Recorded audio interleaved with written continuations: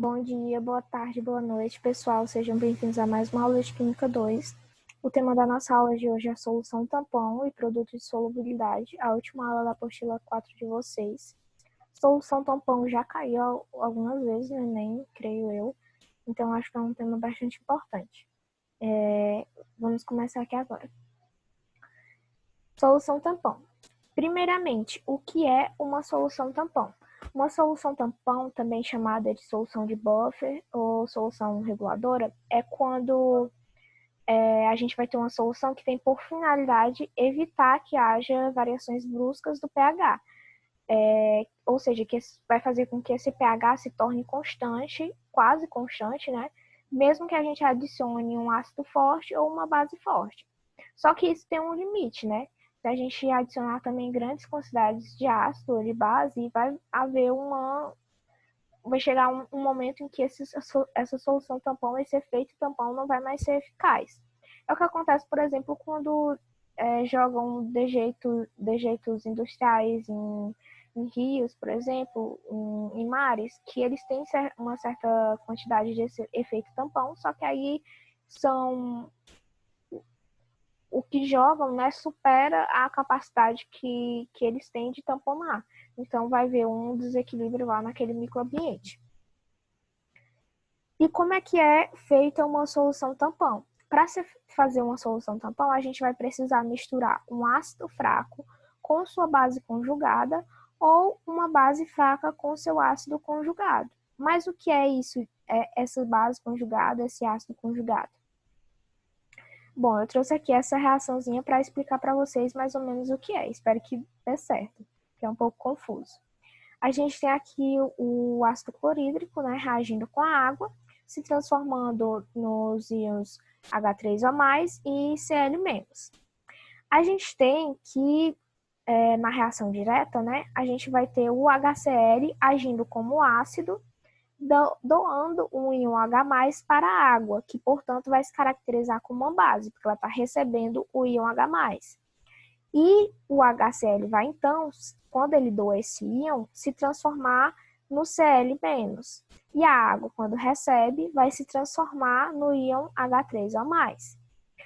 Já na reação inversa, a gente vai ter que o íon H3O+, ele vai, o átomo ionizado, né, H3O+, ele vai doar um dos seus hidrogênios para o íon Cl-, se caracterizando então como ácido, porque ele está doando o próton H+, né? E o Cl-, que vai receber esse íon H+, ele vai estar então atuando como uma base, que ele vai estar recebendo, né? E quando o H3O+ doa esse Cl- para esse H+ para o Cl-, ele vai voltar a se transformar na água. E o Cl-, quando recebe, vai voltar a se transformar no ácido clorídrico. Então, a gente tem que vão ser formados aqui pares conjugados. E o que é um par conjugado? É quando um doa um próton, que vai ser o ácido, e ele então se transforma numa base. E essa base, posteriormente, vai receber esse próton novamente, né? Aqui quando há esse equilíbrio, né? Então, aqui no caso, a gente vai ter o ácido clorídrico, que é um ácido, né? Vai atuar como ácido, se transformando no Cl-, que vai atuar como base, como a gente já viu.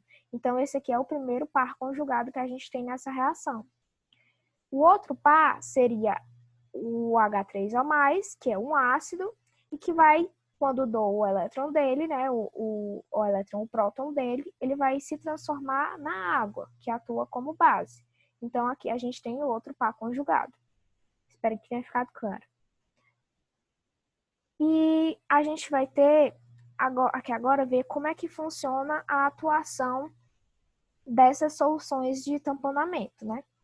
A gente tem aqui o primeiro caso, que é quando a gente mistura um ácido fraco com uma base conjugada a ele, que a gente já viu o que é, né? Para a formação de uma solução desse jeito, a gente vai precisar misturar o ácido fraco com um sal que tenha o mesmo ânion desse ácido. E a gente vai, então, aqui ter como exemplo a solução de ácido acético e de acetato de sódio. O acetato de sódio, ele tem o íon, ele vai ter o íon acetato, o ânion acetato, né, que é esse ânion aqui, que ele é comum com ácido, né, se vocês repararem. Então, o sal vai ter o mesmo ânion do ácido fraco. E dessa forma vai ter a formação de uma solução tampão. Para a gente analisar como vai ser a atuação dessa solução tampão, a gente primeiro precisa analisar aqui a dissociação do sal e a ionização do ácido acético. A gente vai ter que o sal ele vai ter uma grande tendência de se dissociar. Ele vai se dissociar nos íons,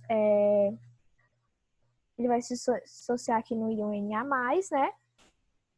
E também vai se dissociar no íon acetato, que eu já tinha falado, né? No ânion acetato. Já o ácido acético, por ele ser um ácido fraco, né, ele vai ter uma maior tendência de permanecer juntinho, como a gente já viu na aula passada. Deixa eu pegar aqui um negocinho. Ele vai ter a maior tendência de permanecer juntinho. Só que, mesmo assim, ele também tem um certo grau de ionização. E ele vai se ionizar nos íons H+, né? E também no íon acetato. Agora que a gente já sabe como é que vai funcionar mais ou menos essa solução, a gente pode analisar o que é que vai acontecer quando a gente adiciona um ácido ou uma base forte a essa solução.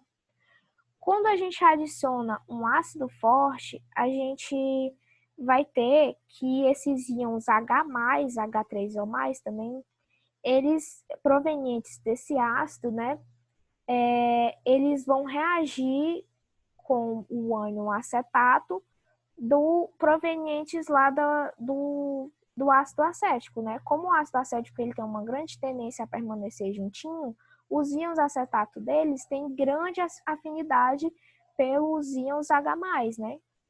E então, quando esse H+ reage com o íon acetato, né, ele vai desviar o equilíbrio para o sentido de formação do íon acetato e da água. Isso vai fazer com que haja um tamponamento e não haja um grande aumento assim, de íons H3 ou mais, como haveria em uma solução que não é tamponada. Então, o pH vai permanecer praticamente igual, né, com pequenas variações. Porque os íons H3 ou mais estão sendo tamponados, estão sendo pelo íon acetato, né, por causa da grande afinidade. E o que aconteceria quando a gente adiciona uma base forte a essa solução? Quando a gente adiciona uma base forte, a gente tem que essa base ela vai reagir com os íons, o H+ proveniente, os íons hidroxilas provenientes dessa base forte, né, vão reagir com os íons H+, provenientes lá da ionização do ácido acético. E isso vai fazer com que haja uma maior formação de água, né? Então, e não uma grande presença, maior presença de íons hidroxila no meio, porque vai estar reagindo e está formando água. E isso também vai fazer com que, aumentando aqui a concentração de água, né, o equilíbrio seja desviado para mais formação desses íons H+, que vão continuar tamponando essa base, né? Esses íons hidroxilas vindos da base, que meio que se anulam. Então, mesmo que você adicione até consideráveis quantidades dessa base, não vai ter uma grande interferência no pH, porque vai estar desviando o equilíbrio para a formação de íons H+, que vão tamponar os íons hidroxilas provenientes da base. Claro que também tem um limite, né? Agora, o segundo caso, que eu esqueci de mudar aqui, eu vou até mudar antes que eu me esqueça, para me enviar para vocês, porque eu sou muito esquecida e eu tenho certeza que se eu não mudar agora, eu esqueço de mudar quando eu for enviar.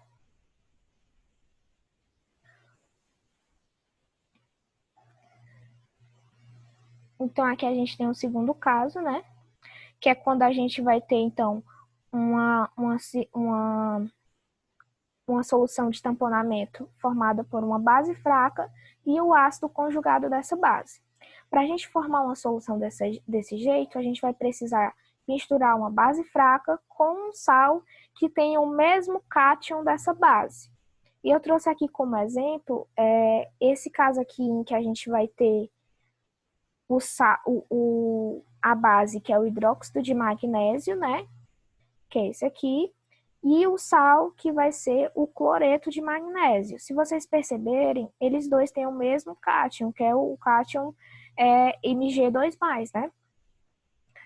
E para a gente analisar aqui como é que vai ficar essa solução tampão, a gente tem que a base ela vai ter uma pequena tendência a se dissociar nos íons, a se ionizar, né? Porque é uma base fraca, ela tem tendência a ficar mais juntinha. Só que mesmo assim ela se ioniza nesses dois íons, que é os íons Mg2+, e o íon hidroxila.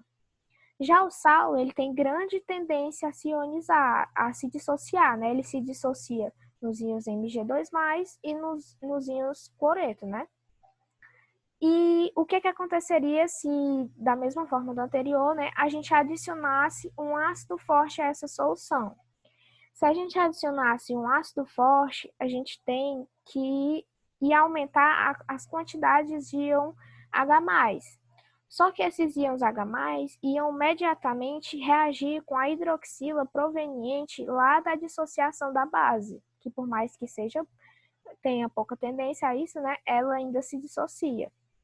E isso ia fazer com que aumentar a quantidade de água, né? E diminuísse as quantidades de hidroxila disponíveis, porque elas estão reagindo com os íons H+.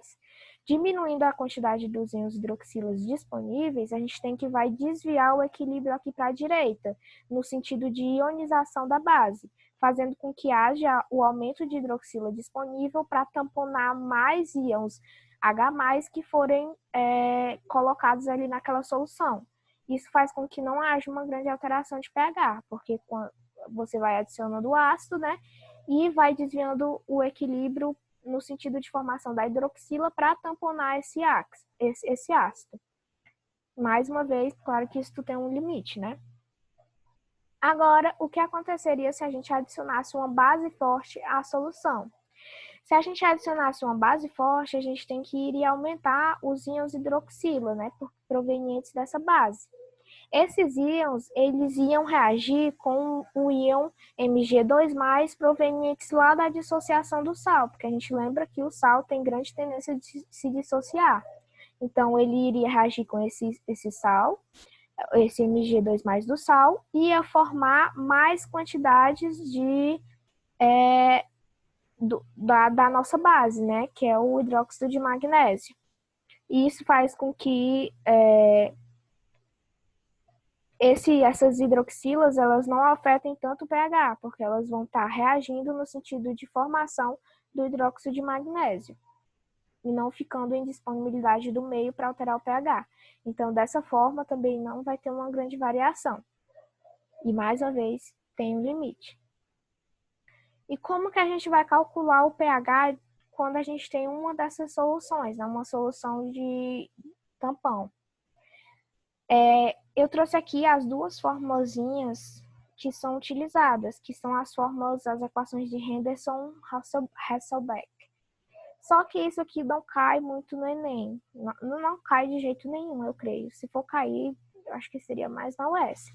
Então, eu também não trouxe nenhum exemplo, que é para também não endoidar a cabecinha de vocês. Mas,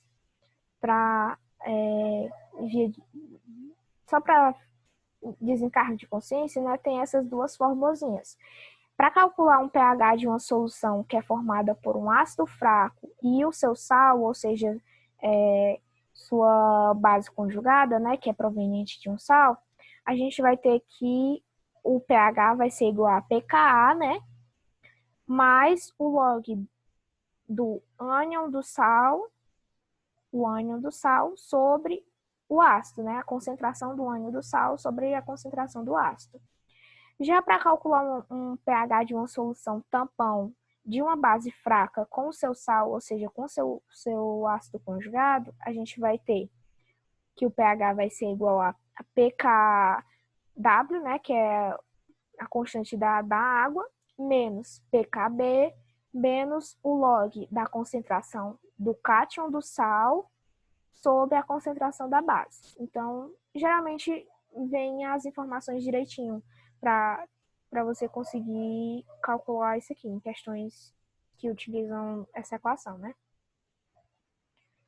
Aqui agora a gente vai para o segundo tema da nossa aula de hoje, que é produto de solubilidade.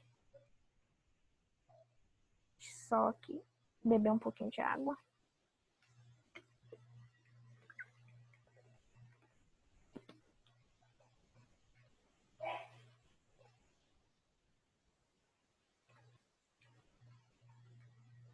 A gente tem que, se a gente começar a adicionar um soluto no solvente, por exemplo, você tá fazendo lá seu Nescauzinho, um bom Nescauzinho em casa, né? Colocou o leite e tá colocando agora o Nescau. Você pode adicionar lá o Nescau, ele vai começar a se dissolver no leite, só que vai chegar um momento em que você colocou tanto Nescau que aquele Nescau ele não vai mais se dissolver, né? Ele vai precipitar, ele vai começar a se acumular embaixo, no fundinho do caneco. E isso aí acontece porque aí você botou mais Nescau do que era possível se dissolver lá naquela quantidade de leite. E isso vocês já devem ter estudado em algum momento da vida e já devem ter tido aula sobre isso também. Então a gente tem que quando chega esse momento, né, em que a gente supersaturou essa solução, em que a gente colocou mais soluto do que era capaz de se dissolver naquela quantidade de solvente, vai começar a haver um equilíbrio entre o soluto que está no fundo, que está precipitado, que é um corpo de fundo, e o soluto que está dissolvido no solvente. É um equilíbrio. Enquanto tem esse corpo, esse precipitado se transformando nesse soluto dissolvido, também tem esse soluto dissolvido se transformando no precipitado. É formado, então, um equilíbrio dinâmico, como a gente chama, né? Que é representado, por exemplo, nesse exemplo que eu estou trazendo, né? Que é do AgCl-, Ag mais Cl-, né? AgCl sólido.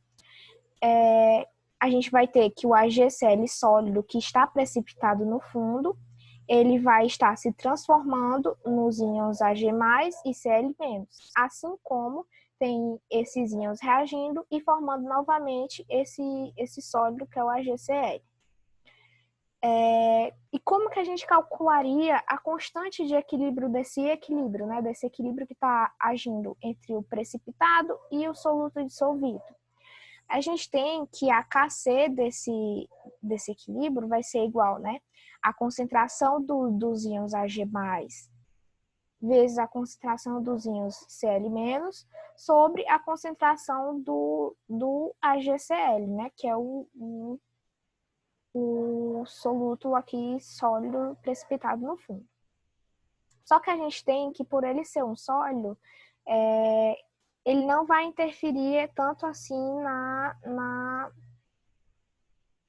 constante de equilíbrio, né? Então, ele vai poder ser incorporado a essa constante, como eu estou vendo aqui. E essa constante vezes o sólido, a constante de equilíbrio vezes o sólido que está precipitado, ela vai ser a nossa KPS, que é o produto de solubilidade. Então, a gente tem que o produto de solubilidade vai ser igual ao produto da concentração dos íons em solução, né? E como seria isso numa equação genérica? A gente tem aqui esse sólido, né, que é o AXBY, que se transforma no XAY, né, mais YBX. BX menos, AY mais e YBX menos, né? A gente tem, então, que a KPS vai ser igual à concentração do AY mais elevado o expoente, não, o que tem na frente dele, né? Que é o X, vezes a concentração do íon Bx menos elevado aqui ao que tem na frente dele também, né? Que é como se fosse o número de mols. Então, essa aqui seria uma fórmula genérica da KPS. Que a gente tem a concentração dos íons elevado aqui ao denominador expoente, não. O que tem na frente dele, né? Que é como se fosse o número de mols, que eu esqueci o nome aqui agora. E aqui eu tenho um exemplo. A gente tem esse sólido, né? Que vai estar se transformando nos íons Ca2+, e nesse íon PO4,3-, né? Para a gente calcular a KPS dele, a gente tem que a KPS seria igual à concentração do Ca+, elevado ao 3, né, que está na frente dele, vezes a concentração do PO4,3- elevado ao número que está na frente dele, que é o 2. Então, seria somente dessa forma. É uma formulazinha bem facinho de ser aplicada, né? E como que a gente vai usar essa KPS para analisar se uma solução ela está saturada, insaturada? Primeiro a gente tem que saber também um outro conceito, que é o conceito de QPS. Para calcular o QPS, a gente vai usar a mesma fórmula da KPS. Só que a KPS, ela é para quando já está saturado, né? O QPS é para qualquer momento. Para qualquer momento. Então, se a gente analisar qualquer momento da solução, pode estar saturada ou insaturada a qualquer momento. Se a gente tem, por exemplo, essa solução aqui de NaCl, em que ela tem, assim, o limiar de saturação dela, né, são 36 gramas por 100 gramas de água. Se a gente tem uma solução em que a gente colocou menos soluto do que esses 36 gramas, a gente vai ter que o QPS, pode ser calculado em qualquer momento, ele vai ser menor do que o KPS, que é calculado, que é usado somente no momento de saturação. E isso vai nos mostrar que a solução ela está insaturada, ou seja, ela ainda não atingiu o momento de saturação dela, o limiar de saturação. Já quando o QPS dá igual ao KPS, a gente vai ter que a solução está saturada. Ou seja, se a gente botar mais alguma quantidade de soluto ali, aquele soluto não vai conseguir se dissolver, porque ele já está no máximo de dissolução que ele consegue lá naquela quantidade de líquidos. Então, por exemplo, aqui seria o 36, né, que foi informado aqui em cima. Então, quando o QPS é igual ao KPS, a solução vai estar saturada. No caso aqui, com 36 gramas. Já quando o QPS é maior do que o KPS, a gente vai ter uma quantidade de soluto maior do que aquela quantidade que o solvente suportaria.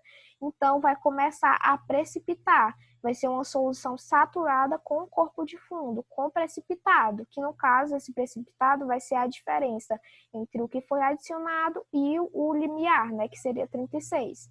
No caso aqui foi adicionado 40, o limiar é 36, então o precipitado é de 4 gramas. Bom, gente, agora a gente vai fazer duas questõezinhas que eu achei interessante. A primeira é essa aqui do Enem. As águas dos oceanos apresentam uma alta concentração de íons e pH entre 8 e 8,3, ou seja, é alcalino, né? Porque o pH está maior que 7. Dentre esses íons estão um equilíbrio as espécies carbonato, que é o CO3,2-, e bicarbonato, que é o HCO3-, representado pela equação química. Aí a gente tem aqui essa equação em que a gente tem um íon bicarbonato reagindo e formando o carbonato e os íons H+, né? As águas dos rios, ao contrário, apresentam concentrações muito baixas de íons e substâncias básicas com um pH em torno de 6, ou seja, as águas do rio têm um pH mais ácido, né? A alteração significativa do pH das águas dos rios e oceanos pode mudar suas composições químicas por precipitação de espécies dissolvidas ou redissolução de espécies presentes nos sólidos suspensos nos sedimentos. A composição dos oceanos é menos afetada pelo lançamento dos efluentes ácidos, pois os oceanos Aqui, de cara, a gente já pode perceber que se trata de uma questão de solução tampão. Por quê? Está falando que as águas dos oceanos elas não são tão afetadas quando a gente coloca efluentes ácidos, ou seja, tem uma constância no pH mesmo quando a gente adiciona um ácido. E o que é que isso caracteriza? Uma solução tampão. E ele está aqui nos dando essa reação de transformação de bicarbonato em carbonato, que é aqui a gente vai ter, então, um ácido, né? A gente vai ter aqui um ânion, que é comum desse ácido, então a gente já pode caracterizar que essa aqui vai ser a solução tampão que está causando essa constância no pH, mesmo quando a gente adiciona um ácido. E agora a gente tem que analisar os itens, né? Por que que não tem essa grande variação de pH? O item A contém grande quantidade de cloreto de sódio. Não é isso que a gente está analisando na questão, né? O mar realmente tem cloreto de sódio, só que esse cloreto de sódio não vai participar dessa solução tampão que eles nos deu na questão. Também não vai influenciar na constância do pH. Contém um volume de água pura menor que a dos rios? Não, né? Porque uma questão de solução tampão, a gente está falando exatamente não da água pura, mas dos íons envolvidos nessa água. Possuem pH ácido, não sendo afetados pela adição de outros ácidos? Não, né? Porque pelo que a gente viu na questão, a água do oceano ela tem um pH alcalino e não ácido. A água do rio que tem um pH ácido. D. Tem a formação dos íons carbonato favorecida pela adição de ácido. Se a gente adicionasse ácido aqui, né, a gente desviaria o equilíbrio para o sentido de formação do íon bicarbonato e não do íon carbonato. Então, o item D também é errado. O item E. Apresentam um equilíbrio entre os íons carbonato e bicarbonato que atuam como sistema tampão. Sim, esse é o item correto, né? É esse sistema tampão entre carbonato e bicarbonato que vai fazer com que haja uma constância do pH, mesmo com a adição de ácidos ou bases. Claro, mais uma vez, que tem seu limite. Então, é o item E. Questão 2, é uma questão da UFRGS. O sulfato de cálcio possui produto de solubilidade, ou seja, KPS, igual a 9 vezes 10 a menos 6. Se uma quantidade suficientemente grande de sulfato de cálcio for adicionada a um recipiente contendo 1 litro d'água, qual será, ao se atingir o equilíbrio, a concentração em mol por litro elevado a menos 1 esperada de íon cálcio 2+ em solução aquosa? Primeiro, a gente precisa saber qual vai ser essa dissolução aqui do sulfato de cálcio, né? Como que ele vai se dissolver nessa solução. Então, a gente vai ter que esse sulfato de cálcio, ele vai se dissociar nos íons Ca2+, e nos íons CO4 2-. Então, sabendo disso, a gente pode calcular a KPS, né? A KPS vai ser calcular através da KPS a concentração desses íons cálcio, né?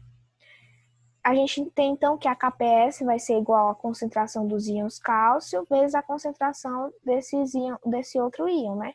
E não tem nenhum expoente porque não tem aqui um indicador na frente desses íons. A gente também sabe que, olhando aqui a reação, né, balanceada, a gente tem uma proporção de 1... Peraí, deixa eu pegar aqui a canetinha.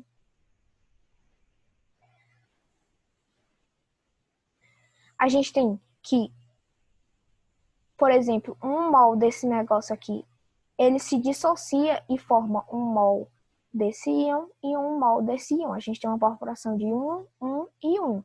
Então, se a gente dissolve, por exemplo, uma quantidade S desse soluto, ele vai formar uma quantidade também S do Ca2+, e uma quantidade também S do CO4 2-, porque tem uma proporção de 1 para 1 para 1.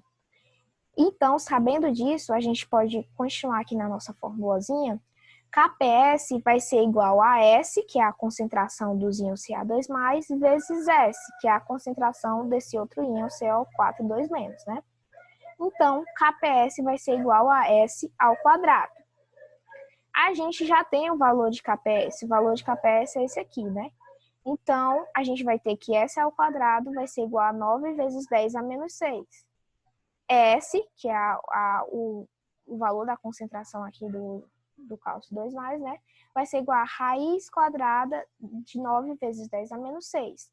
A raiz quadrada de 9 é 3, né? 3 vezes 3, 9. E a raiz quadrada de 10 a menos 6 é 10 a menos 3. Porque a gente sabe que multiplicação de potência de mesma base, né? A gente vai repetir a base e somar os expoentes. Então, a gente vai ter, então, que o valor de S vai ser 3 vezes 10 a menos 3, que é aqui o nosso item E também. Bom, gente, foi só isso a nossa aula. Eu espero que tenha ficado tudo claro, mas caso tenha ficado alguma dúvida, vocês podem chamar no privado. Eu desejo a todos vocês uma ótima prova. Todos vocês vão se sair maravilhosamente bem, eu tenho certeza. E é isso. Boa noite.